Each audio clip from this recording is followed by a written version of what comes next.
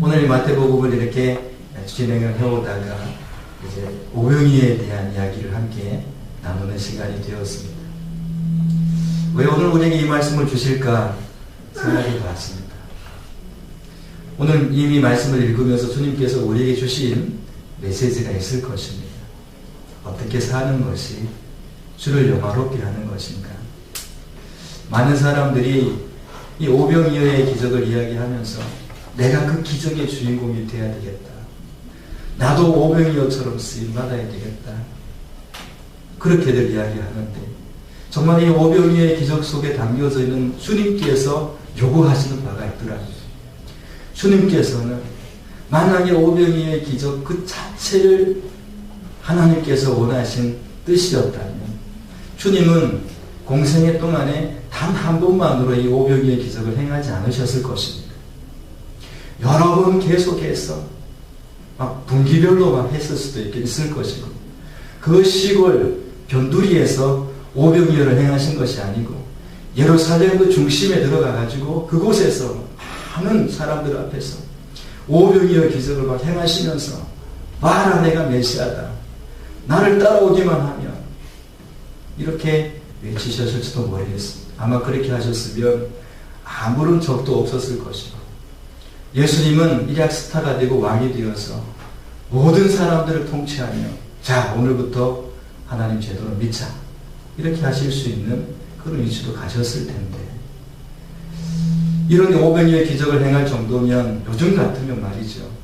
언론에 보도되면서 막 따라오지 않겠습니까 사람들. 그러면서 대서특필을 하게 될 것입니다. 그리고 이걸 행하는 것을 이야기하면서 여기도 저기도 좀 그런 기적 좀 베풀어 달라고 그것 좀 이야기 좀 해달라고 그러면 가서 막 이렇게 하겠죠. 오병이어 기적은 이렇게 하면 됩니다 하면서 그렇게 할지도 모르겠습니다. 그런데 중요한 것은 오늘 이 말씀을 자세히 보니 주님께서 공생의 그 귀한 시간 동안 한 번밖에 우리가 바라볼 때는 계속 했으면 좋을 법한 이 일을 한 번밖에 행하지 아니하시고 그것을 행하신 이유에 대해서 말씀해 주시기 시작하셨습니다. 오병이어의 기적이 이루어져가는 그 여러 가지 통로들이 있습니다. 아이의 헌신도 있고 또 예수님께서 작은 것 작다 하지 아니하시고 그것 들고 그 5,000명 앞에서 하나님 아버지 앞에 감사 기도를 드리며 이것이면 충분합니다. 감사의 기도가 충분한 만족이 있을 때 드려지는 것 아니겠습니까? 하나님 아버지 앞에 이 5,000명 앞에는 너무나 작지만 그러나 아버지 하나님 앞에는 충분합니다라는 이 감사의 기도를 아버지 하나님 앞에 올려드리고 가져오라 했더니 가져오는 순종 나눠줘라 했더니 나눠줬던 그런 순종들 말이죠. 그런 것들을 통해서 이 기적이 이루어졌습니다. 이 기적의 출발은 예수님의 긍휼이기도 하죠. 배고픈 사람들의 그 배고픔을 주님께서는 헤아려 주시기 시작하셨습니다. 그곳에 모인 모든 사람들은 저녁이 되어도 돌아갈 생각 안 하고 밥 먹을 생각도 안 할 정도로 예수님께서 전하시는 그 생명의 말씀에 깊이 들어가고 있었는데 예수님은 그들의 육신의 연약함까지도 생각하고 계셨던 것을 봅니다. 오병이어의 기적 속에는 예수님의 필요를 채우시는 그런 공급하심이 있다는 것이지요. 주님의 긍휼과 사랑이 오늘 또 우리에게 그렇게 미치고 있는 것을 믿으시기 바랍니다. 많은 사람들은 빈들에 대한 두려움이 있습니다. 제자들에게 예수님께서 좀 가져오너라 때로는 너희들이 먹을 것을 주어라 라는 말씀을 하셨을 때 그들은 대책이 아무것도 없었습니다. 이거 어떻게 해결해야 됩니까? 그래서 내놓은 대책이 저들로 가서 사 먹게 하소서. 지금은 밤이 되었고 여기는 식당도 없는 빈들입니다. 식당에 있다 한들 이 많은 사람들을 어떻게 먹일 수가 있겠습니까? 당연하고 지극히 상식적이고 그리고 이성적인 대답인 것이죠. 하지만 예수님께서는 너희가 먹을 것을 주어라 라고 책임을 맡기시는 것입니다. 감당할 수 없는 어떤 일들에 대한 책임을 그 제자들에게 맡겼을 때 대책 없음에 대한 이야기를 이 제자들이 예수님께 와서 한다는 것입니다. 이게 중요한 것 같습니다. 예수님께서 우리에게, 우리는 전혀 대책이 없는데, 대책 없는 그것을 우리에게 맡기실 때는 나와 변론하자, 나와 이야기하자, 내게는 대안이 있다 라는 말씀을 하시는 것이지요. 그래서 이 빈들이라는 것, 없음이라는 것, 모자람이라는 것은 궁극적으로 채워짐이 되는데, 이 채워짐의 통로가 예수님이 된다는 것을 말씀하고 계시는 것입니다. 우리가 비록 어떤 체험을 위해서 예수님께 가지만, 예수님의 바람은, 우리의 목적은 그 체험이지만 예수님의 목적은 우리가 예수님을 만나는 것이지요. 오병이어의 이 목적 속에, 베푸신 목적 속에 바로 그런 의미가 들어가 있는 것이지요. 제자들에게 이야기했을 때 제자들은 자신들의 한계를 이야기합니다. 이 한계라는 것은 자신의 경험에서부터 비롯된 것입니다.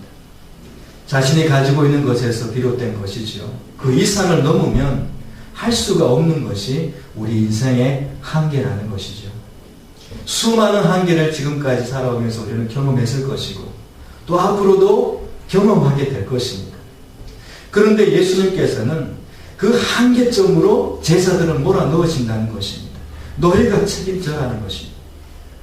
그런데 대책은 없습니다. 왜 예수님께서 그 사랑과 긍휼을 가지고 그 많은 사람들을 먹이려고 하시는 예수님께서 제자들에게 그 한계점으로 몰아넣으실까요? 그 한계점으로 몰아넣으시는 또 특별한 이유가 있지 않겠습니까? 사람은 한계점을 만날 때 두 가지 정도는 생각하는 것 같습니다. 자신을 발견하게 되겠죠. 나는 할 수 없다. 그러면서 주저앉는 사람이 있고 또 한 사람은 나는 할 수 없는데 나에게 책임지라라고 말씀하시는 주님이 계시면 주님께서 책임지시겠구나 라며 주님께로 가는 사람이 있을 것입니다. 예수님께서 지금 제자들에게 한계점을 말씀하시는 것은, 거기에 부딪히게 하시는 것은 나를 만나자라는 것을 말씀하고 계시는 것이죠. 우리의 삶에 때로는 관계 속에 한계점을 만날 때가 있습니다. 바울과 바나바가 어떤 한 사람 때문에 부딪혀 싸우기도 합니다. 이게 관계의 한계점 아니겠습니까? 주님은 사랑하고 용서하고 관용하고 그 지극히 작은 자의 모습이 너의 모습이라는 것을 알고 내 몸처럼 귀히 여기라는 말씀을 주시는데 우리가 살다 보면 관계 속에서 그런 것을 이루지 못할 때가 있습니다. 사명을 감당하다가 때로는 엘리야처럼 이제 나는 도저히 못하겠습니다. 갈멜산에서 최고의 기적을 맛보고 하나님의 하나님 되심을 그만큼 보여줬는데 백성들은 여전히 등을 돌리고 있고 이세벨은 너는 이제 죽었다. 네가 죽인 그 선지자의 한 사람처럼 나의 사랑하는 제사장 중에 한 사람처럼 너도 그런 처지를 당하게 될 것이다. 그 능력의 엘리야가 사역의 한계점에 부딪히기도 했습니다.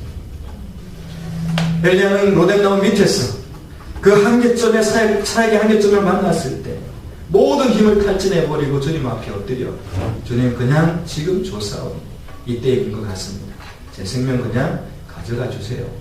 이렇게 엎드리고 있을 때 하나님께서는 그의 생명을 지켜주시고 엘리야에게 먼저 먹을 것을 주시지요. 천사를 보내셔서 영혼의 탈진도 있지만 육신의 탈진도 있습니다. 이 부분들을 하나님께서 천사를 통해서 세우시고 나서 그 다음에 더욱 위대한 사역들을 감당하게 하시는 것이지요.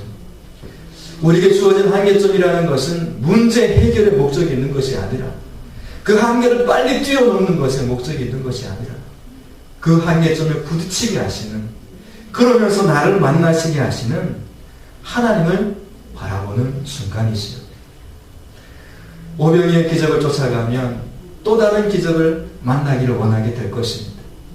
하지만 예수님을 쫓아가면 날마다 우리는 오병이의 기적을 경험하게 될 것입니다. 주님은 그것을 우리에게 지금 보여주고 계시는 것이지요. 제가 이 오병이의 기적의 말씀, 이 말씀하고 그 뒤의 내용들을 좀 이렇게 찾아봤습니다. 찾아보면서 이런 내용들도 그 속에 있었구나 하는 것을 발견하게 되었습니다. 이 오병이의 기적은 사복음서에 다 나오는 내용이었습니다. 사복음서에 다 나오는 내용들이 그렇게 많지 않은데 이 오병이의 기적은 사복음서에 모두 기록되어 있습니다. 오늘 본문에 그 이후의 말씀을 보게 되면 22절 말씀을 보면 이렇게 나와 있습니다. 예수께서 즉시 제자들을 재촉하사 자기가 무리를 보내는 동안에 배를 타고 앞서 건너편으로 가게 하시고 무리를 보내신 후에 기도하러 따로 산에 올라가시니라. 저물매 거기 혼자 계시더니. 마가복음에도 비슷하게 나와 있습니다. 마가복음에도 보게 되면 예수께서 즉시 제자들을 재촉하사 자기가 무리를 보내는 동안에 배 타고 앞서 건너편 베세다로 가게 하시고 무리를 작별하신 후에 기도하러 산으로 가시니라. 이렇게 말씀하십니다. 정말 온 세계가 깜짝 놀라 기적을 행하신 다음에 취하신 예수님의 그 사역을 연결해 놓았는데 그 연결해 놓은 모습을 보니까 그 기적 속에 도취되어 가지고 그 기적을 드러내고 그 기적 속에 빠져갖고 사는 것이 아니고 그 기적의 현장 속에 있었던 제자들을 재촉해가지고 물 건너편으로 보내버리시는 겁니다. 강 건너편으로 멀리 보내버리시는 겁니다. 그리고 예수님은 그 기적의 장소를 떠나 아버지 하나님께로 가는 것입니다. 왜냐하면 이 기적 자체가 전부가 아니기 때문이죠. 또 다른 하나님의 계획이 있고 하나님의 뜻이 있고 하나님의 목적하신 장소와 일들이 있기 때문에 지나간 것은 뒤로 하고 이제 주실 일들을 향해서 아버지께 구하러 가신 것이지요. 그리고 누가복음에는 이런 말씀이 기록되어 있습니다. 그 뒤에 오병이의 기적 다음에 기록된 내용이 예수께서 요한복음부터 먼저 보시는 게 좋을 것 같습니다. 요한복음 6장 14절 말씀을 보게 되면 오병이어 기적 다음에 이에 거두니 보리떡 5개로 먹고 남은 조각이 12바구니에 찼더라. 그 사람들이 예수께서 행하신 이 표적을 보고 말하되 이는 참으로 세상에 오실 그 선지자라 하더라. 그러므로 예수께서 그들이 와서 자기를 억지로 붙들어 임금으로 삼으려는 줄 아시고 다시 혼자 산으로 떠나 가시니라. 오병이어를 경험했던 그 무리들은요, 이 예수님을 보니까 딱 자신들이 원하는 그런 선지자였습니다. 배고픈 문제를 해결해주고 삶의 아픔을 해결해주고 만져주는 것입니다. 그래서 딱이네 딱.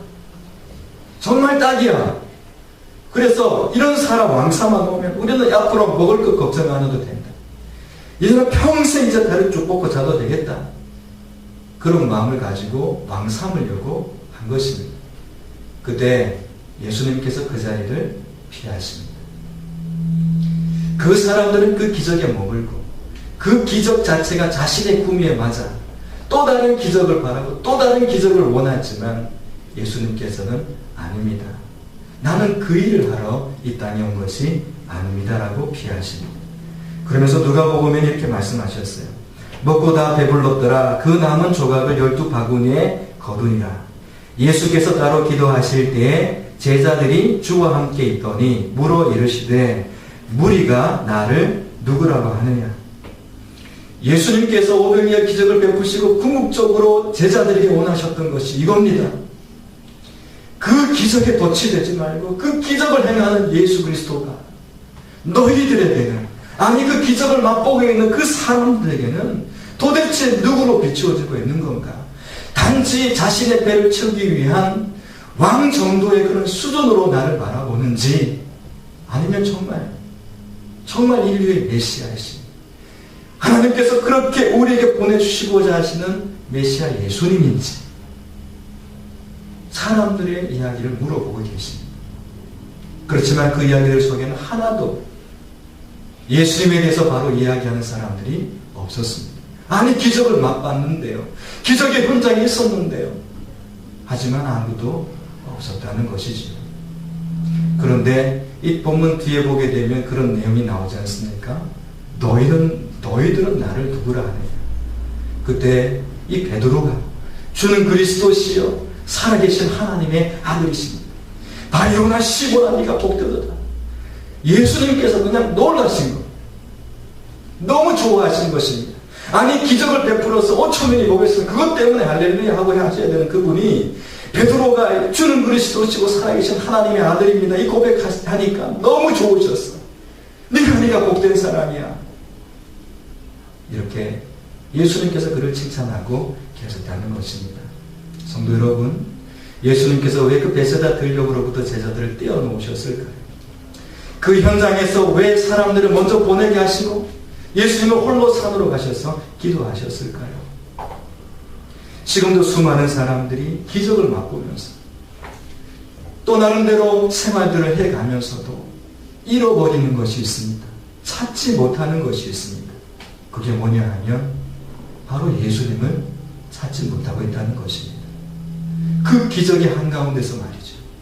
그렇게 우리의 생명을 기적적으로 보존해 가시고 지켜가시고 계심에도 불구하고 그 기적의 한가운데 있는 우리조차도 때로는 주님의 자리가 없고 라오디게아 교회 성도들 향해서 말씀하신 것처럼 볼지어다 내가 문 밖에 서서 두드리노니 예수님이 교회 안에 없고 마음의 성전 안에 계시지 않아. 주님께서 그 영혼의 문들을 두드리고 계시면 그래서 예수님을 발견하지 못하고 우리는 부한 자로다, 다 가진 자로다 라고 말하고 있는 그런 모습들이 때로는 있더라는 것입니다. 예수님께서 한번 그런 말씀도 하셨습니다. 예수님께서 본질적인 사역에 대한 것을 말씀하셨을 때 사람들이 예수님 곁을 떠나가기 시작했습니다. 그때 예수님께서 제자들을 향해서 그렇게 말씀하셨습니다. 너희도 떠나려느냐? 너희도 가려느냐? 라는 말씀을 하셨지요.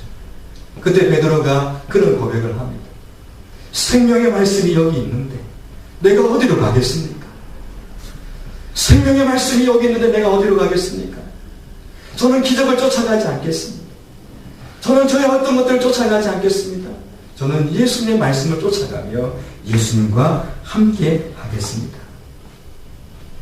성도 여러분, 여러분들의 신앙도 여러분들의 고백도 오늘 이런 고백이 되기를 주님의 이름으로 간절히 축복합니다. 많은 것을 잃어버렸는데요. 많은 것을 잃어버린 것 정도가 아니고요. 할 건 다 하는데 모든 것을 잃어버린 그런 신앙생활들이 얼마나 많은지 모릅니다. 예수님을 잃어버리면 모든 것을 잃은 것이 아니겠습니까? 예수님을 찾고자 하는 마음들이 어느 틈엔가 우리의 심령 속에서 사라지고 있는 것들을 보게 됩니다. 주의 말씀이 그 어떤 것보다도 내 삶을 인도하며 주의 말씀이 내 삶에 있어서 생명보다 귀하며 내 생명을 포기하면서도 그 말씀을 내가 따라가겠습니다라는 그런 마음. 왜냐하면 그 말씀의 주인이 예수님이기 때문에 그런 마음이 있는 사람만이 이 오병이의 기적을 날마다 맛보게 될 것입니다. 그 예수님으로 만족하지 못하게 되면 내가 또 다른 오병이의 기적을 찾아가고 그것을 맛보긴 하지만 정말 그 기적의 주인공이 되시는 예수님을 잃어버리기 때문에 기적을 맛보지만 여전히 공허하고 여전히 아무것도 없는 텅 빈 마음을 경험하기 때문에 그렇습니다. 다 하는데 왜 이렇게 외롭습니까? 다 하는데 왜 이렇게 두렵습니까? 신앙생활 할 만큼 하는데 왜 이렇게 염려가 많습니까? 왜 이렇게 복잡한 일들이 많지요? 왜 이렇게 꼬여있습니까? 왜 그럴까요?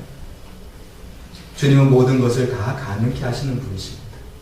그분이 내 안에 계셔서 그분이 내 삶을 통해서 역사하시는데 내가 그분이 없기 때문에 내게 그분이 계시지 않기 때문에 두렵고 염려스럽고 복잡하고 얽히고 설켜 살아가더라는 것이지요. 성도 여러분, 예수님이 우리의 주인 맞으십니까? 주님의 주권이 우리의 삶 가운데 세워지길 원하십니까? 오병이의 기적의 목적입니다. 주님은 주님의 자리를 지금도 찾고 계시다는 것입니다. 오늘 제목을 제가 빈들 이렇게 나름대로 채워봤습니다. 베세다 들녘은 빈들이었습니다. 거기는 온통 배고픈 사람들 뿐이었죠. 육신에 배고픈 사람들로 가득 채워진 빈들. 그런데 더 심각한 빈들도 있다는 것을 알게 되었습니다. 우리 심령의 빈들입니다. 내 영혼의 빈들입니다. 내 영혼이 갈급함과 굶주림과 배고픔으로 허덕이고 있는데도 더 심각한 것은 빈들임에도 불구하고 그것을 깨닫지 못하는 영적 중환자 상태에 있다는 것입니다. 오늘 우리의 삶에 주님께서 요구하시고 때로는 찾고 싶어 하시는 그런 일들이 있는 것 같습니다. 수많은 사람들이 문제 해결을 향해서 기적을 향해서 쫓아갈 때 정말 이 시대에 예수님을 향해서 쫓아가는 그 누군가가 있어야 되지 않겠습니까? 그 누군가 예수님을 향해서 주님처럼 그래 문제 해결이 목적이 아니고 예수님을 향해서 나가는 것이 제 인생의 목적이고 나의 표대는 예수 그리스도이십니다. 나의 목적은 주님이십니다. 내 표대는 예수님을 닮아가는 것입니다. 이것이 진정한 우리 인생의 목적이 된다. 지금도 수많은 사람들이 빈들에서 그 심령의 공허함 속에서 허덕이고 있을 이때 누군가 그들에게 가서 참 생명의 떡이 되시는 예수님을 소개합니다. 그 영혼들에게 참된 기적의 의미를 가르쳐주는 우리가 되지 않겠습니까? 마지막 시대가 되어간다고 많은 사람들이 외치고 있는 것 같습니다. 그런데 이 시대에 무엇을 해야 되는지를 다들 모르고 있는 것 같습니다. 성도 여러분, 오늘 우리가 이 빈들 같은 세상 가운데서 하나님께서 세우신 그런 기적의 주인공들이 되기를 주님의 이름으로 축복합니다. 기도드리겠습니다.